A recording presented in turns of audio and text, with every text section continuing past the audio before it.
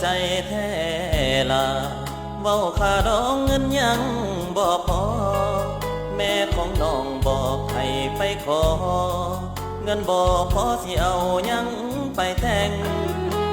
ค่าดองเว้าเป็นห้อยล้านคำ5 บาทหัวควายเป็นแหล่งลูกเคยจนมีแต่เหือแห้งค่าดองแพงบ่มีปัญญาลูกได้หวมสร้างสากันแล้วบ่เคยลาผิดที่ผิดของให้โอกาสหาเงินค่าดอง2-3 ปีขอได้อยู่บ่สิค่าลูกนี่ก็ยอมลูกบ่มีเงินคำบ่พอเฮ็ดที่ของไปก่อนได้บ่หาเงินพอแล้วค่อยจัดใหญ่เงินคำเป็นของนอกกายน้ำใจเป็นสิ่งสำคัญลูกทั้งสองมีใจหักกันอย่ากีดกันความหักแม่เอ่ยถ้านามีลูกก็บ่ว่าสิจัดงานใหญ่โตไปเลยเห็นใจลูกนะแม่เอ่ยหักลูกสาวของแม่ด้วยใจเอาจังสีสันนอ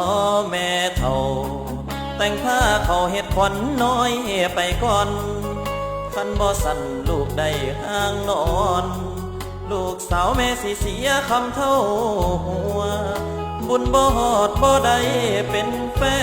นบ่แม่นสายแน่นบ่ได้เป็นคู่พบกันย้อนบุญนำพามาสู่อย่าหังคู่ด้วยคำว่าเงิน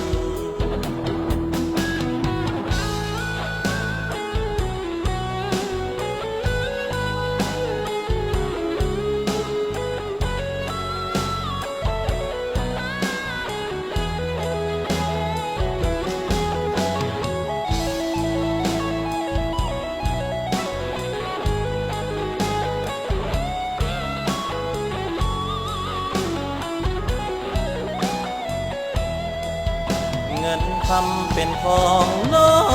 กกายน้ำใจเป็นสิ่งสำคัญ